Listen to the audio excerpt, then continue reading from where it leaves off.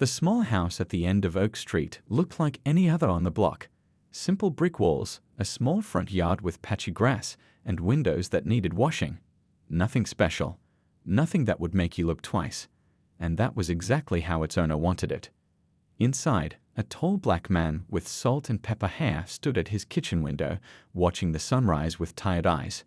Gray light spilled across his face, highlighting the small scar above his right eyebrow and the deep lines around his mouth. He wasn't old, maybe mid-40s, but his eyes belonged to someone who had lived several lifetimes. People in the neighborhood called him Jay. Quiet Jay, who fixed his own car, who nodded politely but rarely stopped to chat, who lived alone except for his German Shepherd. No one knew his real name. No one knew what he did before moving here. No one knew that in certain dark corners of the world, whispers of his former code name still caused grown men to check their locks twice at night. "Come on, girl," Jay said, his deep voice soft as he turned from the window. The dog rose from her bed in the corner, stretching her legs before padding over to her master.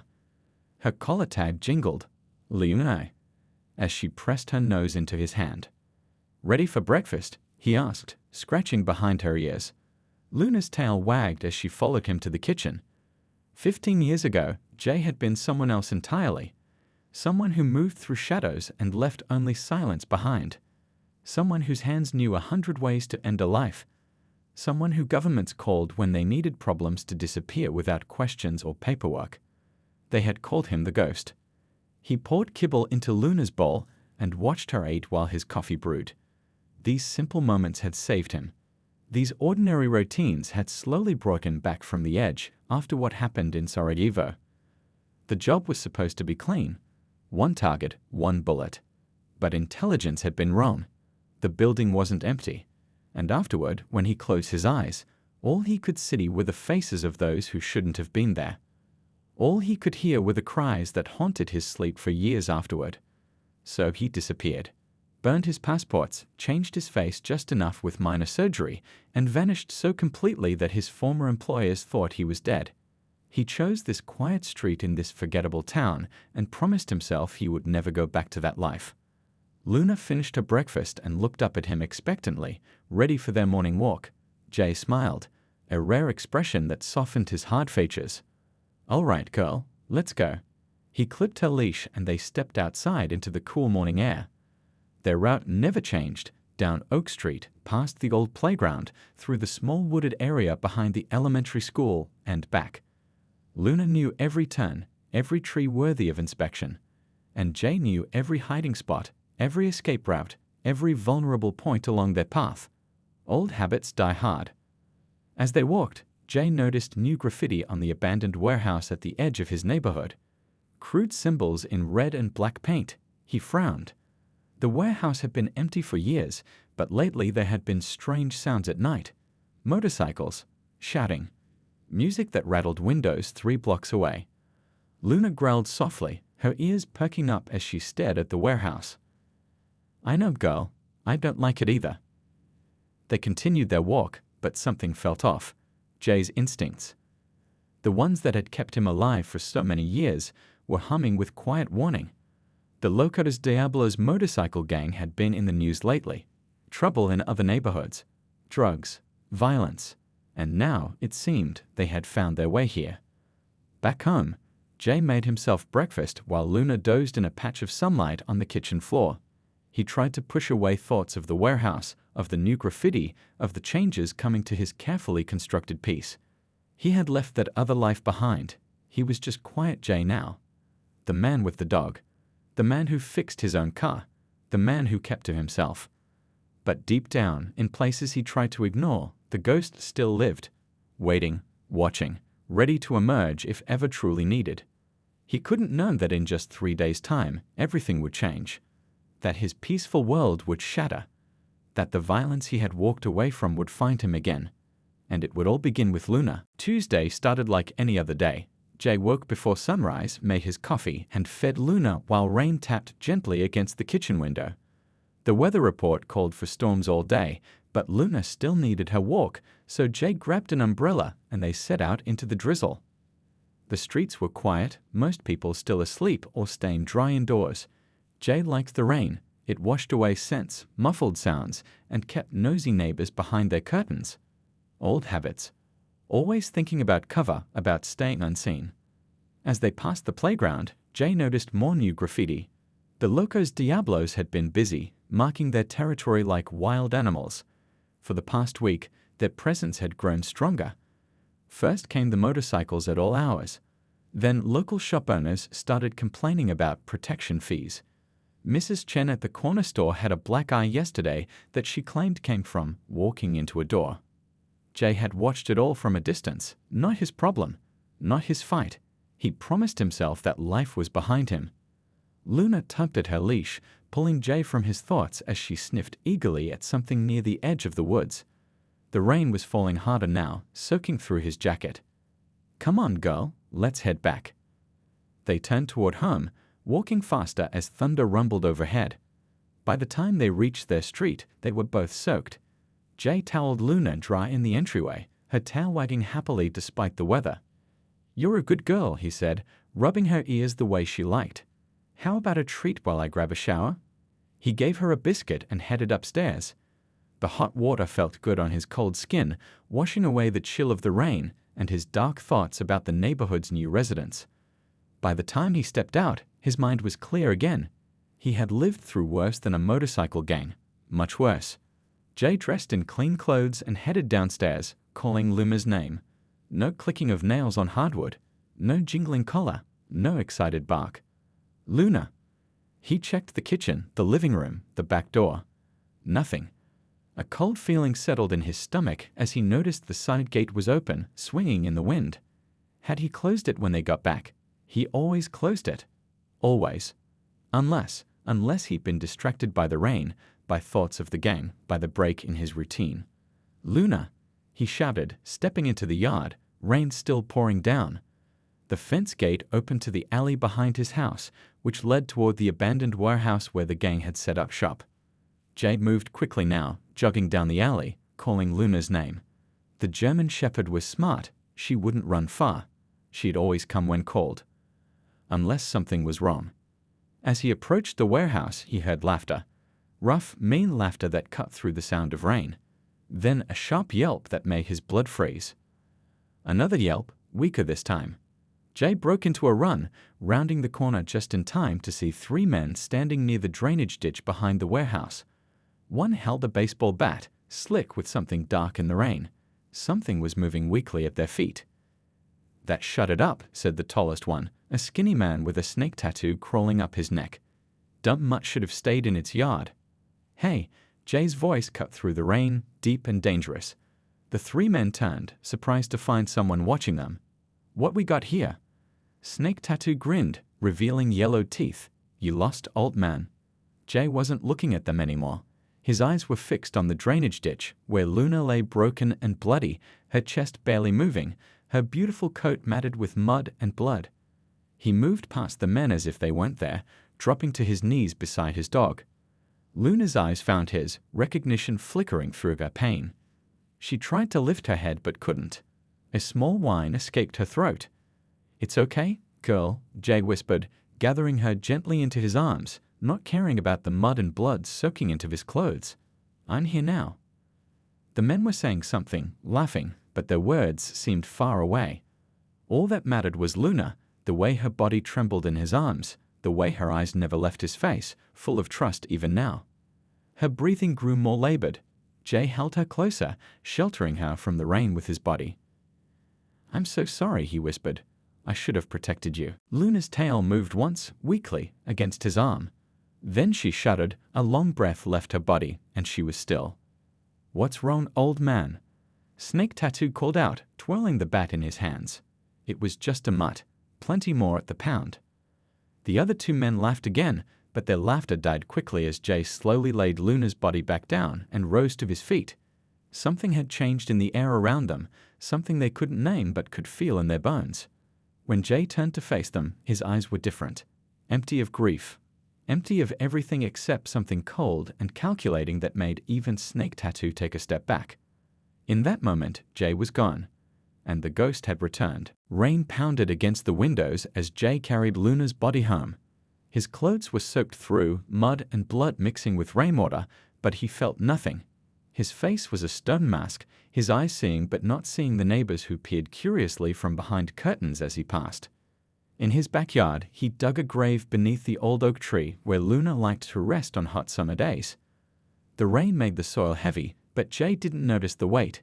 He didn't notice his raw hands or the cold seeping into his bones. He worked methodically, without pause, until the hole was deep enough. He wrapped Luna in her favorite blanket, the one she always dragged from her bed to wherever he was sitting. He placed her collar on top, the metal tag with her name catching what little light remained in the stormy afternoon. "You were the best part of me," he said quietly, his words carried away by the wind and rain. "The only good thing I had left." Jay filled the grave and patted down the earth. He stood there for a long moment, rain streaming down his face, mixing with the tears he wouldn't acknowledge. Then he turned and walked into his house, leaving wet footprints across the floor. In the bathroom, he stripped off his mud-covered clothes and stood under the shower, letting scalding water wash away the dirt, but not the cold rage building inside him. His mind was already shifting, already calculating, already planning. Clean and dressed in dry clothes, Jay moved through his house with new purpose. In the living room, he pushed aside the old bookcase that had never held many books. Behind it was a wall that looked like any other wall, except for the nearly invisible seam running down one side. Jay pressed his palm against a specific spot, a soft click, and the false wall swung inward, revealing a small room he hadn't entered in 15 years. The air inside was stale but clean. Everything was exactly as he had left it, preserved in time like a museum to his former life.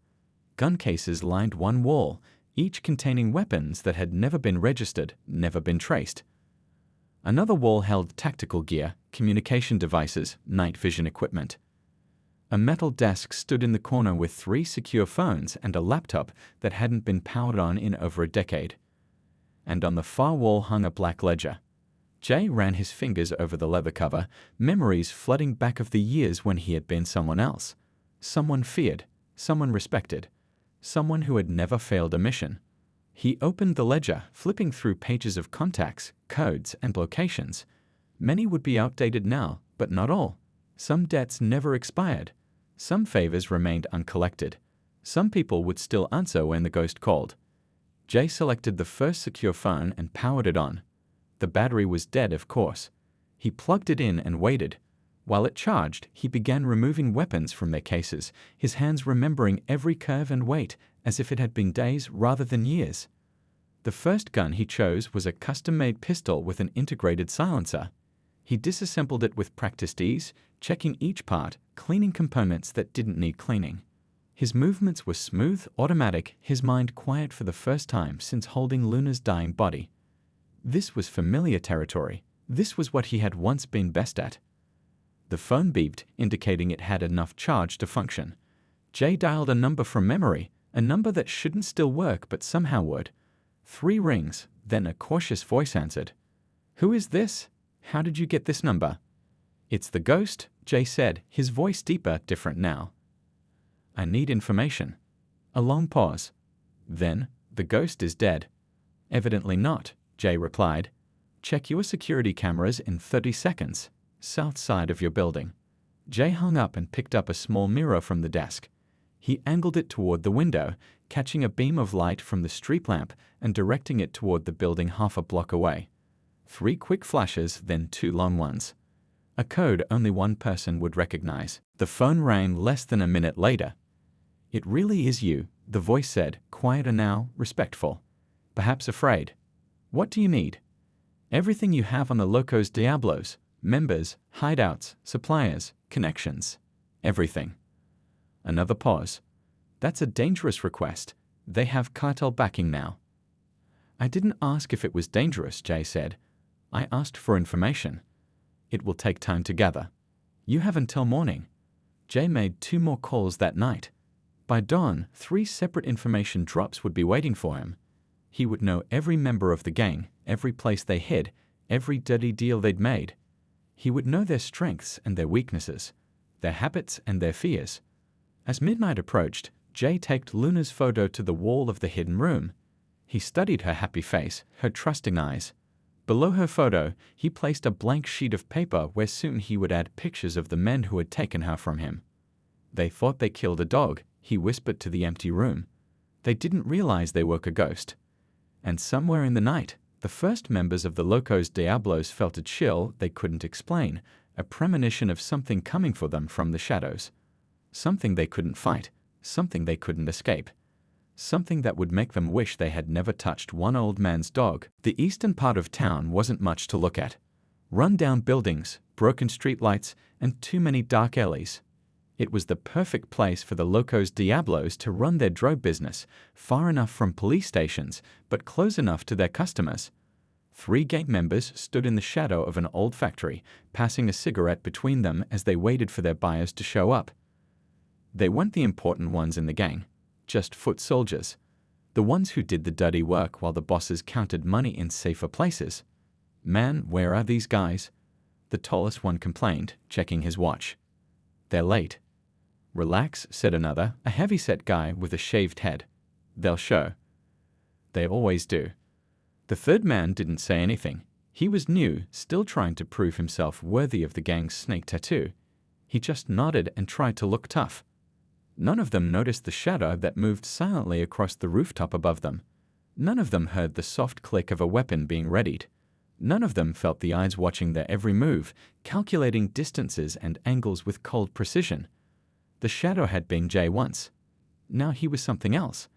Something that moved without sound, that breathed without rhythm, that existed between the spaces where normal people lived. He had become the ghost again, and the ghost never missed. 3 shots. 3 bodies on the ground, so fast that none had time to call for help or even realize what was happening. The ghost moved down from his position, checking each one with clinical detachment. From his pocket, he took 3 small metal tags, each engraved with a single name, Luna. He placed one on each body, making sure they would be found, making sure the message would be clear. Then he collected their product, drugs that would never reach the streets, and disappeared back into the shadows, leaving nothing but questions behind. By morning, the Locos Diablos knew something was wrong. 3 men missing, 3 men who never called in. Snake Tattoo, now revealed as the one they called Razor, gathered his lieutenants in their warehouse headquarters. "Find out what happened," he ordered, his yellow teeth clenched around a toothpick. "Nobody messes with our business. Nobody." 10 men were sent to investigate, the toughest fighters in the gang, armed and angry. They spread out across the Eastern District, asking questions with fists and threats, looking for anyone who might have seen something. They found their missing brothers just after noon, laid out behind the old factory with the small metal tags on their chests. The sight made even hardened gang members uneasy. The precision of the kills, the message left behind, the complete lack of evidence. "Set up an ambush," ordered the leader of the search party. "Whoever did this might come back." They chose their spots carefully, hiding in doorways and behind dumpsters, their weapons ready. As darkness fell, they grew confident. 10 men with guns against 1 enemy. The odds seemed good. They didn't understand they weren't the hunters. They were the prey. The ghost watched them from above, noting their positions, seeing the trap they thought was so clever. He could have left them there, waiting through the night for an enemy who never appeared. But that wasn't the plan. The plan was to send a message that couldn't be ignored. The first man disappeared so quietly that his partners didn't notice until they tried to check in with him. The second was taken while reaching for his phone. One by one, the ghost separated them, isolated them, used their own trap against them. Some he left unconscious, tied with their own belts. Others ran in panic, shooting at shadows, only to trip the wires the ghost had set, leaving them tangled and helpless. By midnight, only 2 remained, hiding together in a small storeroom, backs against the wall, guns pointed at the door. "What's happening?" whispered one, his voice shaking. "This isn't right. No one man can do this." "Shut up," hissed the other, though his hands trembled on his weapon. "He's just a man.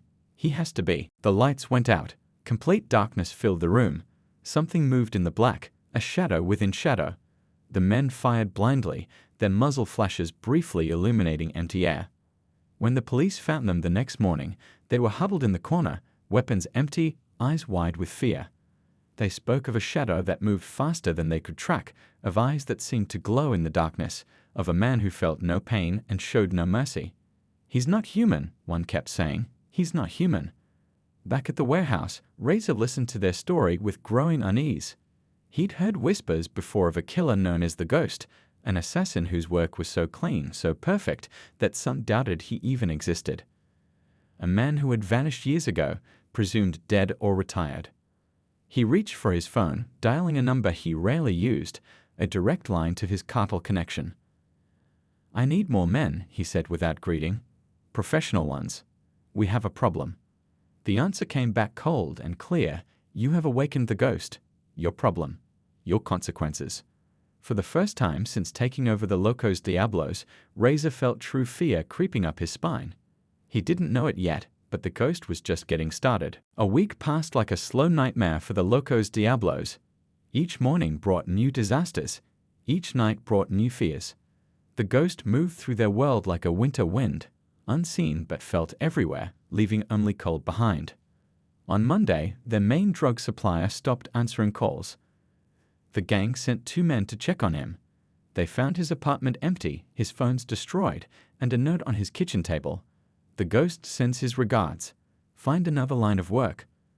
On Tuesday, 3 of their money couriers disappeared. The cash they were carrying, nearly $50,000, vanished with them. By evening, they stumbled into the police station, dazed and confused, with no memory of where they had been. The money was gone, replaced by dog tags with Luna's name. On Wednesday, their weapons dealer's warehouse caught fire. No one was hurt. The Ghost made sure of that by triggering the fire alarm first, but thousands of dollars in guns and ammunition turned to ash. Security cameras showed nothing but shadows. On Thursday, every computer in the headquarters crashed at the same time. Bank accounts were emptied. Secret files appeared in police inboxes. Safe houses weren't safe anymore. By Friday, Razor couldn't sleep. His eyes were red-rimmed, his hands shaky. He gathered his remaining trusted men, down to just 12 now from 27 a week ago, in their main compound. "This can't be one man," he insisted, pacing the room like a caged animal. "Nobody's that good. Nobody." "The Ghost is," said his second-in-command, a man they called Hawk because of his sharp nose and watchful eyes. "I made some calls. Asked some questions. He's real. Was real. 15 years ago, he was the guy governments hired when they needed someone who couldn't fail. Then he vanished. Everyone thought he was dead." "What does he want with us?" demanded Razor. "We're not worth this kind of attention." Hawk handed him one of the dog tags they'd collected. "Luna, mean anything to you?" Razor stared at the name, his face suddenly pale beneath his tattoos. "The dog," he whispered. "That old man's dog." Understanding dawned across the room. The quiet black man in the rain. The broken German shepherd. The eyes that had gone cold and empty when he stood up. "You're telling me this is all about a dog?" someone asked, disbelief in his voice. "Not just any dog," Hawk said quietly. "His dog." Outside the warehouse, hidden in the shadows across the street, the Ghost listened through the directional microphone he had pointed at their window. He had expected them to make the connection eventually. Now they would truly begin to understand the consequences of their actions. He moved like water through the night, staying in blind spots between street lights, avoiding the nervous guards the gang had posted. They were looking for him now, jumping at every sound, firing at every shadow. It made his work easier. Frightened men made mistakes. Back in the small apartment he'd rented across town, not his real home, never that. The Ghost sat at a laptop, monitoring the feeds from tiny cameras he'd placed around the gang's territory. On the wall beside him hung a map marked with red X's, locations already hit, supplies already destroyed, men already removed from the equation. His phone vibrated. A text message from one of his old contacts, bank records accessed, money trail found. That cartel connection is cutting them loose. Good news. Without cartel protection, the Locos Diablos were truly on their own now. The Ghost opened a small case on the table. Inside lay syringes filled with a clear liquid, a powerful sedative that would render a person unconscious in seconds without causing permanent harm. Tonight, he would use them on the guards at the gang's staff entrance. Then he would plant the next phase of devices inside their compound. No killing if it could be avoided. That wasn't the plan. The plan was to dismantle, piece by piece, everything the gang had built, to make them feel helpless, to make them understand what it meant to lose something they valued. Only at the end would he face Razor directly. Only at the end would he decide if the man who had laughed while Luna died deserved mercy or not. The ghost checked his watch. Almost midnight. Time to move. At the warehouse, Razor made his decision. Bring in everyone, he ordered Hawk. All our people. Their families too. I want everyone under this roof where we can protect them. Their families? Hawk questioned. You think he'd go after them? I don't know what he'd do, Razor snapped. But I'm not taking chances. Besides, even a ghost would think twice about hurting innocent people. Hawk wasn't so sure. From what he'd heard about the ghost, the man had his own code, his own way of doing things. But he nodded and started making calls, ordering all gang members to bring their relatives to the compound for protection. By morning, the warehouse was packed with people, gang members, girlfriends, wives, brothers, cousins, children who should have been in school, elderly parents who looked confused and afraid. What none of them realized was that this was exactly what the ghost had wanted all along, not to hurt them, but to separate the innocent from the guilty before the final act began. Because in less than 24 hours, the power would go out, communications would fail, and in the darkness, the ghost would come for those who had taken Luna from him. Rain fell on the 7th night, just as it had on the day Luna died. The ghost stood on a rooftop across from the warehouse, water streaming down his face as he watched the Locos Diablos compound through high-powered binoculars. Guards paced nervously along the perimeter, jumping at shadows. Lights blazed from every window, as if brightness could keep him away. Inside his jacket, he carried a small device, no bigger than a cell phone but powerful enough to disrupt the electrical grid for this section of the city. In his backpack were night vision goggles, rope, tools, and a tablet connected to the tiny cameras he planted throughout the warehouse over the past week. The ghost checked his watch. 10 minutes to midnight. Time to begin. He pressed a button on the device. Across the street, the warehouse went dark. The entire block followed seconds later. Emergency generators kicked in immediately inside the compound, but they only powered the dim red backup lights, not enough to see clearly, just enough to cast everything in blood-red shadows. Panic spread quickly. The ghost could hear shouts through the rain. Guards calling to each other, people crying out in confusion. Cell phones stopped working next, a different signal from a second device in his pocket. Radio communications followed. Complete isolation. By the time the ghost reached the warehouse perimeter, the guards were bunched together near the main entrance, too afraid to stand alone in the darkness. He moved past them like a whisper, using their fear against them, drawing their attention with small sounds to the left while he slipped by on the right. Inside, the warehouse was a maze of shipping containers converted into living spaces, stacked too high with metal walkways between them. The ghost moved through the shadows, consulting his tablet occasionally to check the locations of heat signatures. Most were clustered in the central area, the families brought in for protection. Those were not his targets. His first priority was getting the innocents out. The ghost made his way to a frightened group of women and children huddled in the mess hall. A teenager with a pistol stood guard, looking too young to even hold the weapon properly. The ghost appeared behind him, one hand covering the boy's mouth, while the other gently but firmly removed the gun from his trembling fingers. "I'm not here for you," he whispered, "or for them. Take these people to the east exit. It's unlocked and unguarded. Get them away from here." The boy nodded, too scared to speak. The ghost pressed a flashlight into his hand. "Go now. This isn't your fight." One by one, the ghost located the family groups throughout the building. One by one, he guided them to safety, using the chaos and darkness as cover. Some gang members tried to stop him when they realized what was happening.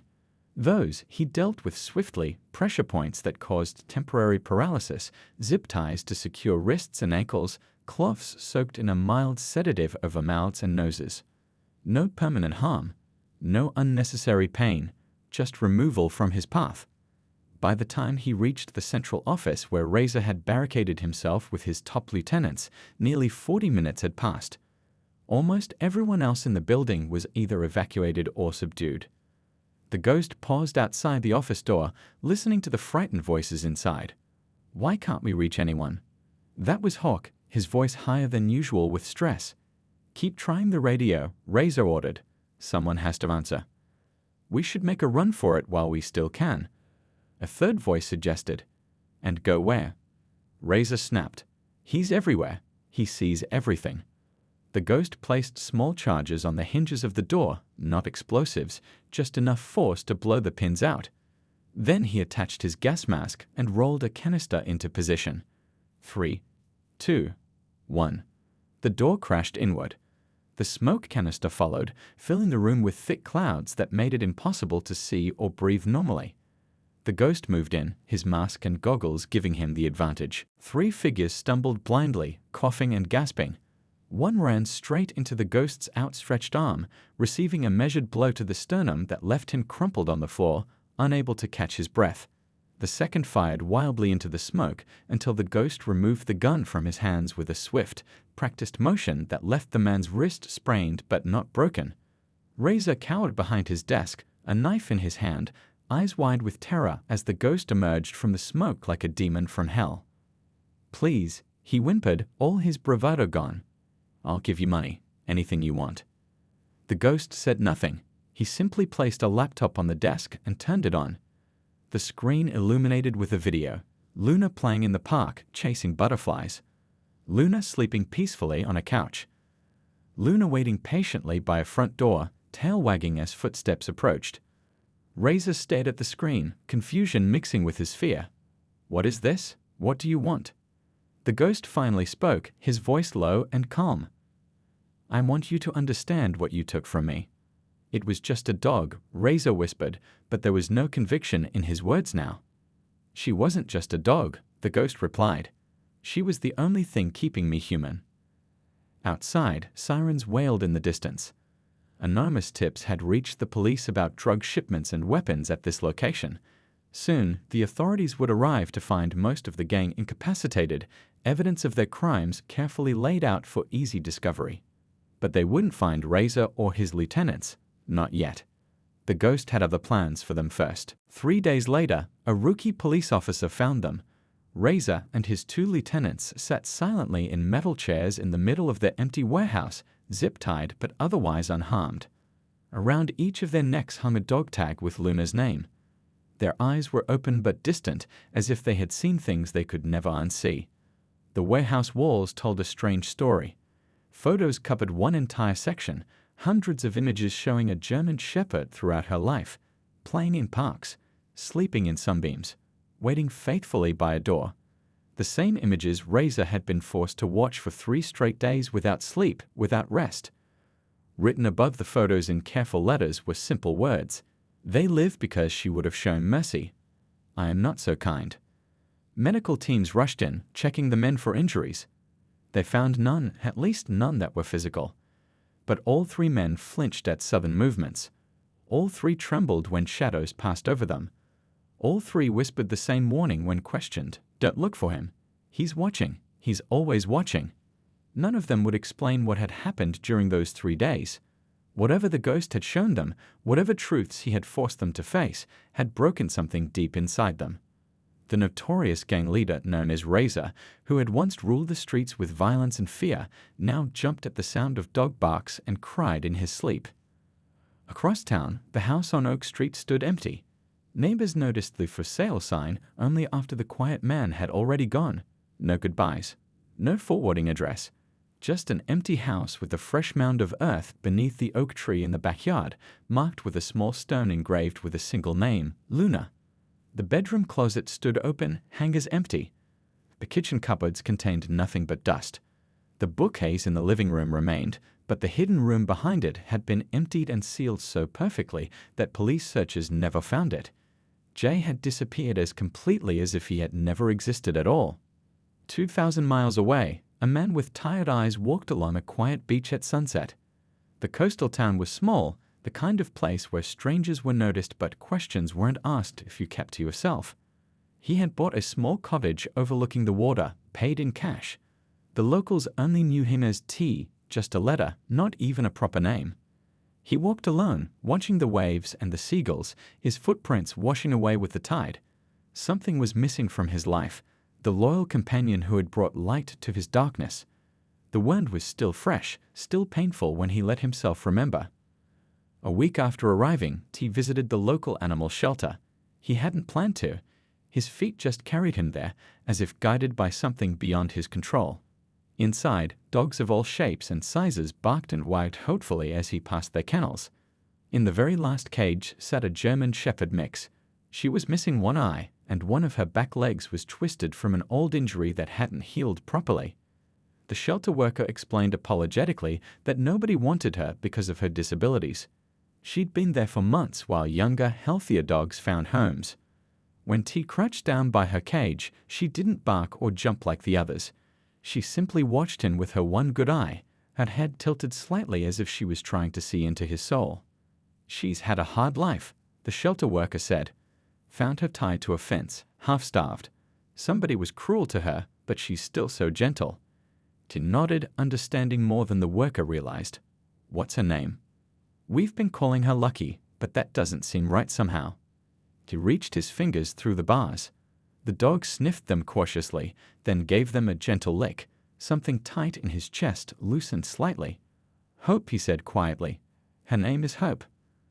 That evening, man and dog sat together on the porch of the coastal cottage, watching the sun sink into the ocean. Hope's head rested on T's knee, her one eye drifting closed as he gently stroked her ears. For the first time in weeks, his hands were steady. His phone sat on the table beside him. Soon it would ring with a new contract. There were still monsters in the world who needed to be dealt with, still wrongs that needed to be righted. The ghost would never truly rest. But for now, in this moment, there was peace, and when the nightmares came, Hope would be there, keeping watch, just as Luna once had. "Second chances," T whispered to the dog as stars began appearing in the darkening sky. "For both of us." Hope's tail thumped gently against the porch in agreement, and for the first time since the rain-soaked day when he lost Luna, the man who had been both Jay and the ghost felt something like healing begin.